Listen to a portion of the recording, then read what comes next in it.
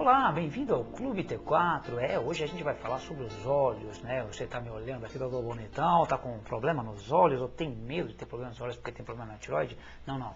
Hoje a gente vai acabar com alguns mitos, porque eu vou falar com a doutora Vilma Leles Barbosa.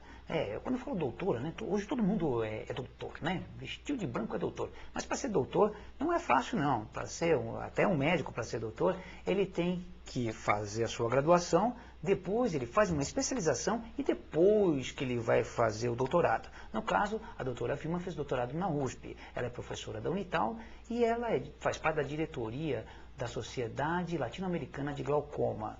Tudo bom, doutora Vilma? Tudo bem, querido.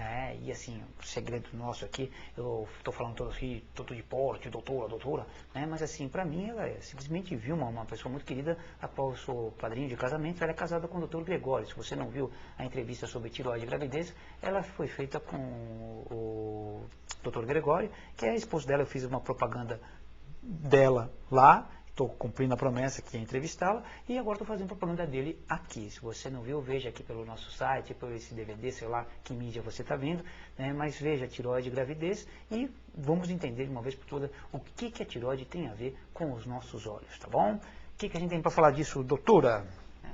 Quando se fala em doença dos olhos relacionadas aos problemas de tireoide, é muito comum se ouvir termos como doença de Graves, doença de Basel-Graves. Existem muitas formas de falar da mesma coisa. Na verdade, talvez um termo mais genérico seria dizermos que isso é uma orbitopatia tireoidiana. Quer dizer, uma doença causada pelas disfunções da tireoide, seja hiper ou hipo, que altera a região da órbita. Certo, as alterações quando você é hipo ou hiper são distintas, né? Por exemplo, eu quando tive hipotireoidismo, eu fiquei morrendo de medo, eu falei, nossa, eu vou ficar com aquele olho inchado. Quando começou a inchar meu olho, depois eu fiquei sabendo que quando você está em hipo, você fica com o olho mais inchado, mas é em função, não é nada no seu olho.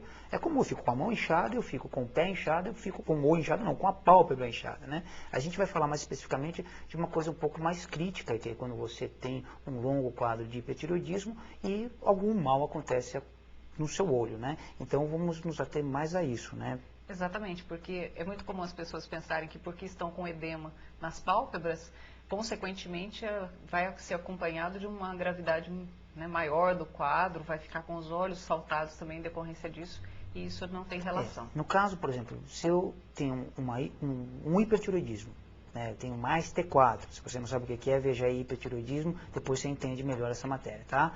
Então, se eu tenho hipertireoidismo, tenho muito T4, por um longo tempo, eu vou ter algum problema no olho. Qual que é esse problema? O quadro pode se instalar dessa forma, ao longo do tempo, né, aparecendo sinais lentos, que é o mais comum, ou a doença pode se manifestar de uma forma aguda, mais abrupta, causando alterações importantes nos olhos, né, por uma afecção mais grave. Essa forma mais grave ela é muito menos comum, então, mas ela mostra pra gente quais são esses sinais. Primeiro, eu acho que é importante a gente saber, conhecer um pouquinho das estruturas do olho para a gente poder entender o que a gente vai falar. A orbitopatia que eu disse, quer dizer, são alterações na órbita. Órbita é essa cavidade no osso do crânio, e nessa cavidade fica o olho, que é uma bolinha. É aquele buraco, não lembra? A caveira, que a gente tinha medo quando é pequeno, tem aquela caveira, aquele buraco lá, onde vai o olho da caveira, é onde vai o seu globo ocular, né? Que ele é redondo, né? Exatamente. Então a gente tem essa bolinha do olho e tem a órbita, que é essa cavidade onde o olho vai ocupar. Só que sobra espaço, e esse espaço é preenchido por gordura, que é o que dá um coxim, né, o que faz a acomodação do globo ocular, e também é preenchido por músculos e nervo. O nervo é aquela parte que realmente dá a nossa visão, que é o que capta a informação que o olho vê e transmite até o nosso cérebro. E também tem os músculos, que é o que faz a movimentação dos olhos. A gente costuma comparar como se fossem rédeas para puxar um cavalo, né? A gente puxa uma rédea, o cavalo vira, quer dizer, os músculos, a gente puxa o músculo, o olho vira para um lado ou vira para o outro, para todas as movimentações oculares. E quando se tem a doença tireoidiana, se tem um processo inflamatório e um edema nessa região. Esse processo inflamatório vai fazer com que o músculo fique muito aumentado. Então vamos comparar, se nós tivermos um atleta, alguém que faça muita musculação, fique com aquele músculo muito aumentado, Os movimentos o ficam movimento dele vai ser mais restrito, ele não vai conseguir abaixar tão bem o braço. Se o músculo do olho tiver muito infiltrado pela essa alteração inflamatória, ele também vai ficar maior e também vai ter uma restrição de movimento. Então a gente pode ter paralisia desses músculos, a gente pode ter um estrabismo, o olho vesgo, por conta dessa alteração, que é menos comum do que a exposição aumentada do olho. Então, o que é mais frequente nós observamos que a pessoa fica com os olhos esbugalhados, mais saltados, devido a essa inflamação em toda essa parte da gordura e dos músculos que empurram o olho para fora. Além disso, a pálpebra também sofre alteração. Então, na verdade, não é o olho que incha. Exatamente. São as estruturas que estão todas envolvidas por trás dele que começam a ter uma inflamação, que por sua vez incham e que acabam empurrando o olho para frente, é isso?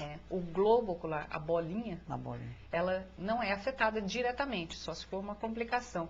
A afecção, né, a doença começa ao redor. Então é essa alteração que empurra o olho para frente. E é por isso que o olho fica mais proeminente. Entendi. Que a gente chama de exoftalmo. Exo, para fora, né? Isso. Então, assim, os maus que podem acontecer depois disso, aí sim começa a ser no olho mesmo. Por exemplo, ele fica mais exposto e muita gente tem que pingar colírios, essas coisas, né? Fala um pouquinho sobre isso. Exatamente. O olho ficando mais exposto, ele não vai estar protegido. Por quê? A gente pisca para lubrificar o olho. Essa proteção é fundamental para todas essas estruturas da frente, principalmente para a córnea, que é o que recobre a íris, né, o colorido do olho.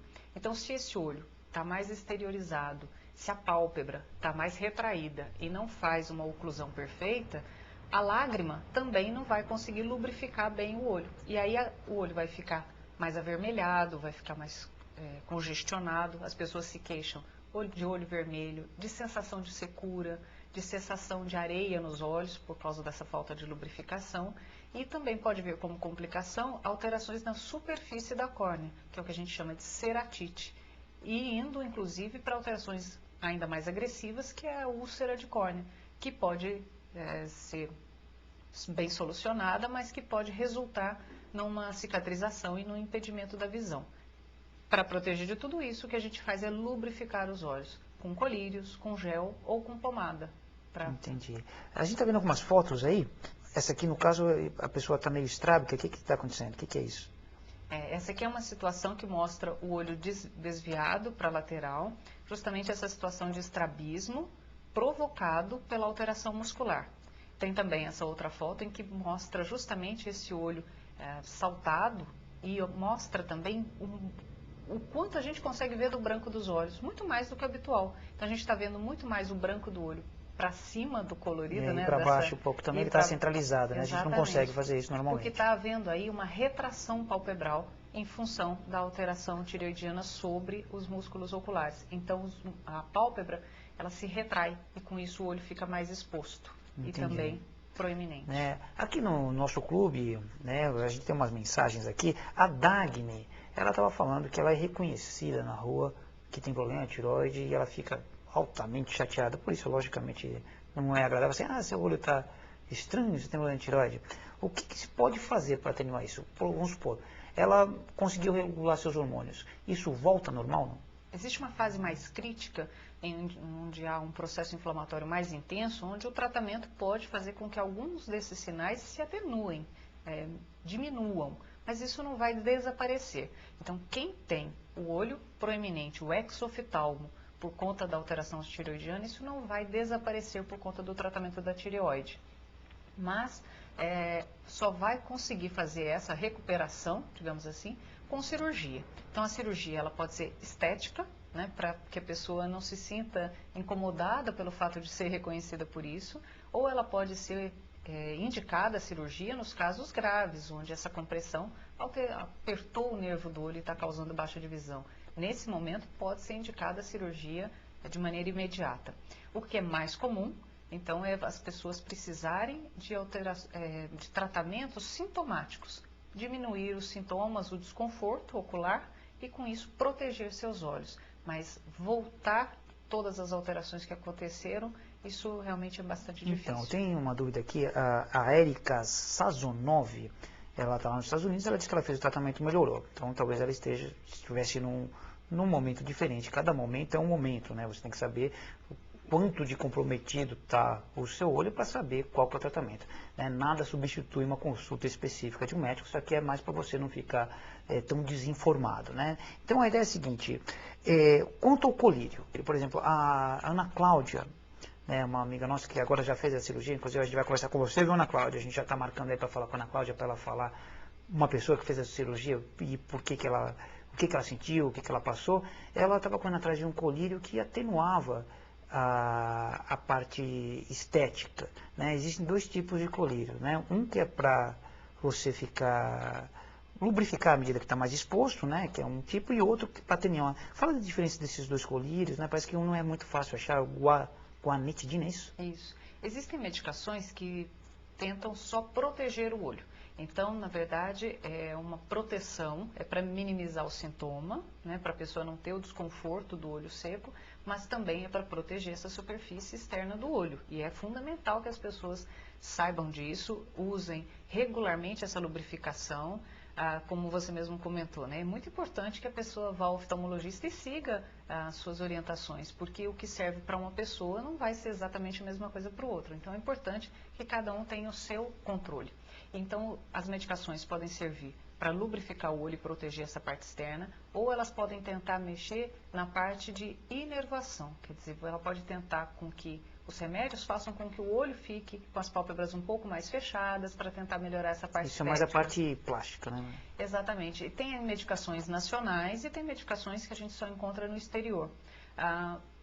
Sempre, o que eu acho muito interessante a gente frisar, que, na verdade, essas medicações, por mais difíceis que sejam o acesso, que a gente não vai encontrar em qualquer farmácia, mas existem farmácias importadoras e que está acessível para qualquer parte do país. Então, todos os médicos têm acesso e podem recomendar a um paciente caso seja necessário para ele. Então, acho importante a pessoa não se sentir desamparada. Não é porque eu não tenho acesso a uma medicação importada que eu estou sendo mais maltratado. Isso não é verdade. A lubrificação é a base de tudo. Mas existem outras medicações que podem ser úteis para algumas pessoas, assim como a cirurgia pode ser interessante. Certo. No caso, aqui no Clube T4, não tem só pessoas que têm o problema, né? A gente tem muito pessoal da área médica, que às vezes não é da especialidade, e assiste, manda e-mail, conversa com a gente. O que você teria para falar para o não especialista? Que dica que você pode dar à medida que ele percebe que tem alguma alteração ocular? Tem algum exame que possa ser feito, alguma ideia, tem alguma informação para passar para esse colega da área médica? Esse é um detalhe interessante. Algumas vezes os pacientes têm os sintomas oculares e é a partir desses sintomas que faz o oftalmologista pensar na possibilidade dele ter uma doença de tireoide e o encaminhar ao endocrinologista. Como todas as doenças, né? Eu fui em vários antes de descobrir e acabei descobrindo eu mesmo pela tireoide, porque eu tinha um tremor nas mãos. E esse tremor eu achava, tremor é neuro. Fui na neuro e não tinha nada a ver, era tireoide. Então, na tireoide tudo altera porque a tireoide mexe com todo o seu corpo. Então, no caso, com os olhos, a gente está conversando com a doutora Vilma aqui. Né? Então, continuando. Exatamente. Então, quando a gente tem, às vezes as pessoas sentem alterações nos olhos e a partir do exame o oftalmologista suspeita que seja um problema de tireoide. Agora, quando acontece o contrário, né, a pessoa tem um diagnóstico de alteração de tireoide e não tem uma avaliação ocular, ela deve ser encaminhada para essa avaliação. Primeiro, por conta desse tratamento que deve ser feito em função da proteção do olho. Nos casos mais agudos, não tem dúvida, porque quem trata dessa parte da órbita é o oftalmologista. Quem trata dessa fase aguda, onde tem uma proptose muito grande do olho, tem um edema muito grande dessa parte externa e que pode, inclusive, ter essa compressão do nervo e a baixa de visão, quem trata disso é o oftalmologista. Então, não tem dúvida que nessa fase existe já essa conversa. Mas mesmo independente disso, todo paciente tem que passar por avaliação oftalmológica. Um dos exames muito interessantes a serem feitos é uma medida do quanto o olho está protuso. Um exame que tem um nome comprido, chama exoftalmometria. Bonita, mas não é para gente, não, isso é para médica, né? É uma medida da exoftalmia, uma medida do quanto está protuso. Então é um aparelho muito simples, parece uma régua que você apoia aqui dos lados, tem um espelhinho aqui, e a gente mede o quanto o olho está afastado dessa borda da órbita. E isso é muito interessante para a gente acompanhar o paciente ao longo do tempo e saber se o olho dele está protuindo mais ou se está permanecendo na mesma posição. É um dado interessante para o clínico ter um segmento do paciente e saber se ele está bem controlado. Então, se você tiver alguma dúvida, escreve para mim, t4@clubet4.com.br. Falei aqui com a doutora Vilma Leles Barbosa e vamos agradecê-la e fiquei muito feliz que a minha querida Vilminha veio me visitar aqui no Clube T4. Obrigado, Vilma. Foi um prazer, Jorge.